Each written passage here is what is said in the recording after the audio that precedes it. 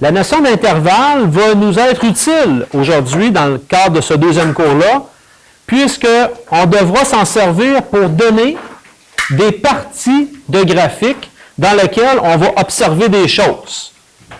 Par exemple, et là on va y revenir tout à l'heure, mais je pourrais observer que, par exemple, toute cette portion-là ici, ainsi que toute cette portion-là ici, est située au-dessus de l'axe.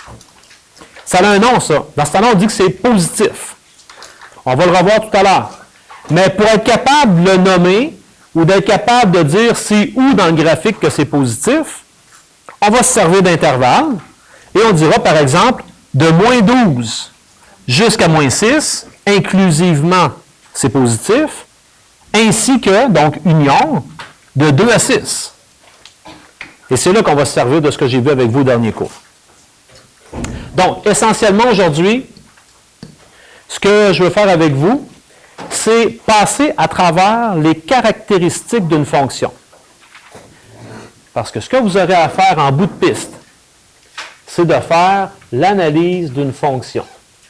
Et faire l'analyse d'une fonction, c'est de décrire ses propriétés.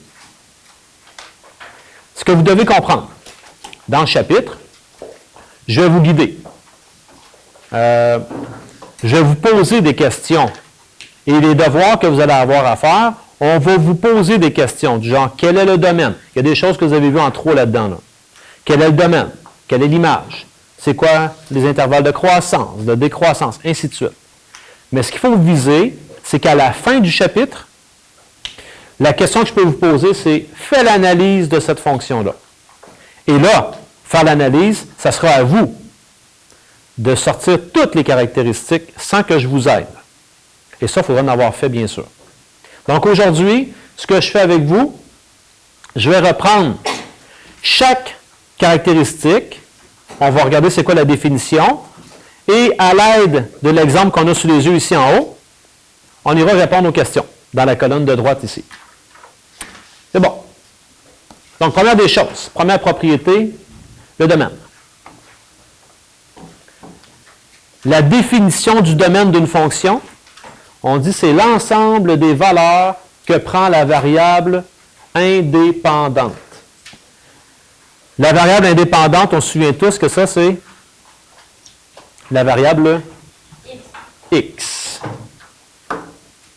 Donc, je regarde mon graphique et je tente de donner l'intervalle dans lequel les x, donc de gauche vers la droite, ont des valeurs. Je rappelle, là, je vais ressortir ça un petit peu. La fonction, c'est celle-là ici. Il y a beaucoup d'autres informations là, sur ce dessin-là. On y revient tout à l'heure. Ça, c'est ma fonction. On doit comprendre une chose. Je dois comprendre qu'ici, là, mon graphique se termine, mais il n'y a pas de point comme ça. Donc, ce que ça signifie, je dois comprendre que c'est comme si ça se continuait. Même chose ici, c'est comme si ça partait de très, très, très loin. Ça, il faut comprendre ça. Si je veux vous faire comprendre que ça se termine ou ça débute à une place, je vais vous mettre un point. Donc, quand je regarde mon graphique, les valeurs que x peuvent prendre, ça signifie quoi? Ça signifie, par exemple, si je suis à moins 9. Est-ce qu'à moins 9, j'ai une valeur possible? Bien sûr, j'ai une valeur possible ici. Et je me pose cette question-là. Et je commence toujours de la plus petite valeur de x possible. Quelle est la plus petite valeur de x possible à laquelle je peux retrouver une valeur pour la fonction? Moins l'infini, Andrés. Excellent. Il y en a qui sont peut-être tentés de dire moins 15. Mais n'oubliez pas ce que je vous ai dit. Ça se poursuit. Donc, si ça se poursuit, ça descend toujours et je me tasse vers moins l'infini. Donc, ça commence à moins l'infini et je m'en viens comme ça. À chaque valeur que je croise, j'ai toujours des possibilités. Même rendu à 0, j'ai une possibilité, c'est moins 6. Je continue à me tasser vers la droite et je me tasse jusqu'à où vers la droite? À l'infini. Donc, ici, je pourrais dire de moins l'infini jusqu'à plus l'infini.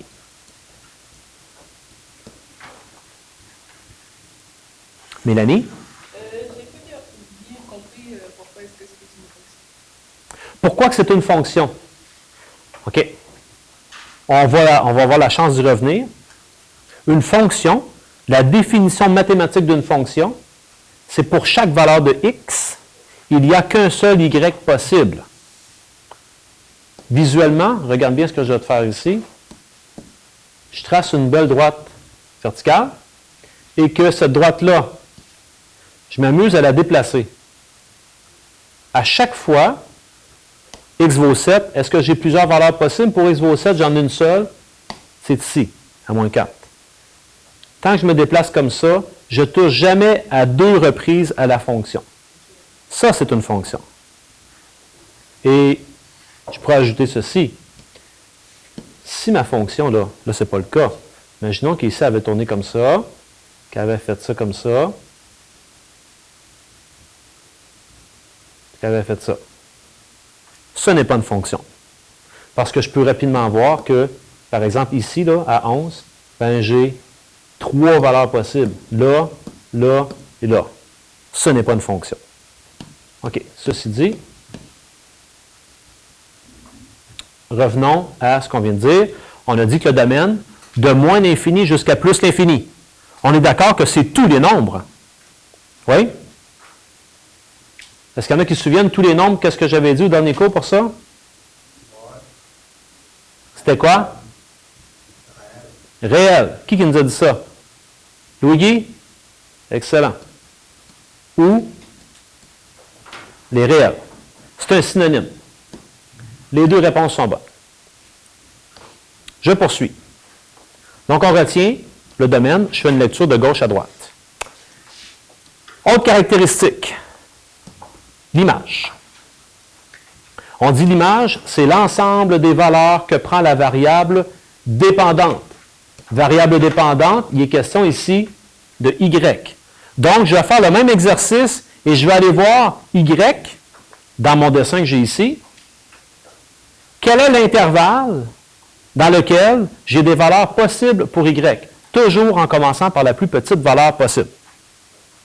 Quelle est la plus petite valeur possible d'y ici? Ah, ça descend plus bas que ça. Cette branche-là ici, cette branche-là continue à descendre. Moins l'infini. Donc, ça débute à moins l'infini, comme ceci. Et maximalement, je peux me rendre où? À 5. Ça ne va jamais plus haut que ça. Donc, je n'ai pas de valeur plus haut que ça. Donc, ça se rend jusqu'à 5, inclus. Voilà pour l'image. On en a 10 caractéristiques à voir. Pris individuellement, je vous dirais que ça devrait bien se passer. Il y a beaucoup de choses là-dedans que vous avez déjà vues. Ça sera, quand on va tout mettre ça ensemble, d'être capable de bien se démêler. Coordonnées à l'origine. Dans coordonnées à l'origine, il y a 2 choses. Je vais commencer avec une que vous connaissez très bien. Ordonnées à l'origine. Là, vous allez dire, ah, ouais, on connaît ça. OK, synonyme, valeur initiale. Ah, ça, on se souvient, c'est quoi la valeur initiale? Pardon? Pas tout à fait 0, 0. La valeur initiale, c'est lorsqu'on observe sur le graphique à quel endroit que ça débute, ou si on veut, à quel endroit que ça croise l'axe des Y. Regardez bien ici la définition. C'est la valeur de la variable dépendante. Donc, on cherche la valeur de Y. On cherche une valeur d'Y. Lorsque la variable est nulle. Lorsque la variable indépendante est nulle.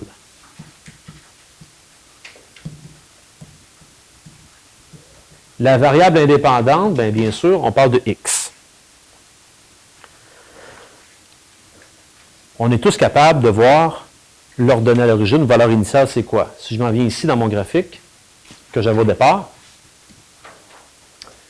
si je cherche la valeur initiale, par réflexe, vous allez venir sur votre axe des Y et vous allez regarder à quel endroit que ça coupe. Vous allez voir que ça coupe ici, à moins 6. Ça, c'est ma valeur initiale. Une seule possibilité. Je ne peux pas en avoir 2. Donc, on ira écrire que c'est moins 6. Donc, l'ordonnée à l'origine de la fonction f est moins 6. J'attire votre attention ici. Regardez bien comment on l'écrit.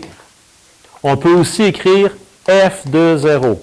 OK, pourquoi je peux écrire f de 0? Première des choses, une fonction, on peut l'appeler de différentes façons. Ça peut être f de x, g de x, h de x. Ce f de x-là représente la même chose que y. Et une façon de savoir à quel endroit on se situe, sur l'axe des y, on va te le mettre ton nom ici. Celle-là, c'est la fonction f de x. Maintenant, pourquoi qu'on l'appelle f de 0? Bien, on vient de dire que c'est lorsque la variable x est nulle. F de x, f de 0. X vaut 0. C'est une notation. Donc, on pourrait écrire f de 0 égale moins 6, et c'est très bon. L'autre coordonnée à l'origine, c'est ce qu'on appelle l'abscisse à l'origine. Ou, si vous voulez, en mathématiques, on va souvent parler aussi de 0. Par définition, le 0, c'est quoi? On dit c'est la valeur ou les valeurs de la variable indépendante. Ça, c'est mon fameux x. Donc, je vous mets tout de suite en relief que ce qu'on va chercher, c'est des valeurs de x et non pas des valeurs d'y, pour lesquelles la variable dépendante est, bien sûr, elle aussi, ça sera lorsque y vaut 0. Donc, on va aller chercher à quel endroit, dans ma fonction, y vaut 0. Quand y vaut 0, je me situe où dans le plan cartésien? Question pour vous. Quand y vaut 0, je me situe à quel endroit dans mon plan cartésien? Kelly? Sur l'axe des x. Quand y vaut 0, je suis sur l'axe des x. Moins 3, 0. Moins 1, 0. 4, 0. 10, 0. Je suis là. Donc, tout ce qu'on a à faire, c'est de chercher les endroits que ça vient croiser l'axe des x. Ça, c'est des zéros. C'est ça par définition un 0. Y vaut 0 à cette place-là. Donc, on a trouvé moins 12, moins 6, 2 et 6. Donc là, j'ai plus d'une réponse. Donc, on va mettre ça entre accolades. Moins 12, moins 6, 2 et 6. Est-ce que ça va jusqu'à maintenant? Si jamais ça ne va pas, là, intervenez. OK, le signe. Assez simple. Il y a deux signes qu'on connaît en mathématiques, à savoir si c'est positif ou c'est négatif. Maintenant, savoir être positif, savoir être négatif, il faut que visuellement on sache ce que ça signifie. Regardons dans un premier temps la définition. Positif, c'est un sous-ensemble du domaine. Être un sous-ensemble du domaine, ça veut dire je vais prendre une partie du domaine pour lequel les valeurs de la variable dépendante sont, ça c'est les y, je vais vérifier, c'est quand que les y sont positives. Donc les valeurs sont positives. Et je vais tout de suite prendre l'autre définition, ça va être réglé. Être négatif, ben, c'est un sous-ensemble du domaine pour lequel les valeurs de variables dépendantes sont négatives. Je vous dirais sincèrement, ce n'est pas de retenir la définition par cœur qui est important, mais c'est lorsque vous êtes en présence d'un graphique comme celui-ci, que vous soyez en mesure de me dire, dans le graphique, mettons avec votre marqueur, d'aller faire ressortir exactement ce qui est positif. Donc, les Y sont positifs, voici ça et ça, c'est ce qui est positif. Donc, comme tout à l'heure, en intervalle, moins 12 à moins 6, c'est comme ça que je fais ma lecture, et 2 à 6.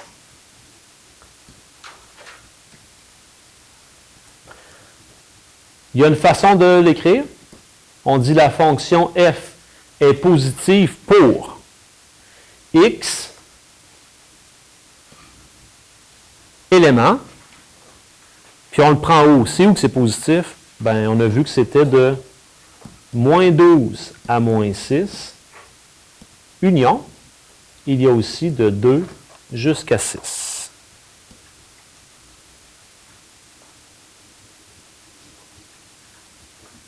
De la même manière, la fonction est négative pour, je retourne dans mon dessin, je cherche à savoir c'est quand que la fonction est négative. Être négative, c'est être, par définition, sous l'axe des x. Donc, c'est tout ça. Bien sûr, il faut que je donne les bons intervalles. Par exemple, ce serait quoi mon premier intervalle pour ce morceau-là ici? Quelqu'un qui veut s'essayer? Moins l'infini jusqu'à moins 12. Parfait. Moins l'infini jusqu'à moins 12. Je lis de gauche à droite. Allons-y, on va y sortir. Donc, la fonction f est négative pour x éléments de moins l'infini à moins 12, union. On avait de moins 6 à 2, union. Et on avait 6 à plus l'infini.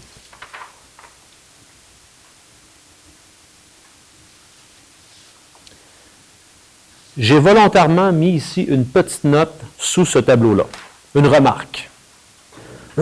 On va la mettre en marqueur.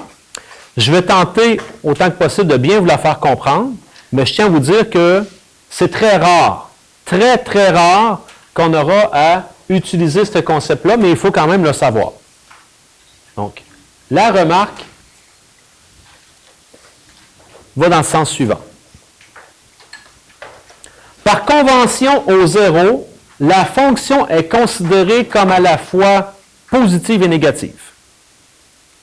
En fait, ça veut dire quoi? Si je vous donnais une série de nombres et que je vous disais, à chaque nombre que je vais vous donner, vous allez me dire positif ou négatif. Puis là, on les classe. Ça va être assez simple à faire. Je vous donne le nombre 4, positif. Moins 11, négatif. J'arrive avec le nombre 0. Oh, le 0, il peut être considéré comme étant ni positif ni négatif, ou en même temps, on pourrait dire, ben, il est positif puis il est négatif. En fait, 0, il est sur la frontière. Alors, sachant ceci, ben, on dit pour exclure les zéros, si on ne veut pas avoir cette ambiguïté-là, il faut préciser, selon le cas, que la fonction est strictement positive ou strictement négative. Tout à l'heure, quand on s'est intéressé à la partie positive, imaginons d'ici, alors, on a dit que c'était positif. Puis on a dit à ce moment-là que c'était de moins 12 jusqu'à moins 6.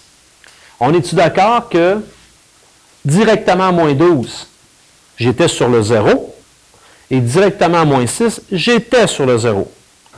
Oui, d'accord, on était positif. Mais si j'avais voulu dire strictement positif, sans ambiguïté, qu'est-ce que j'aurais pu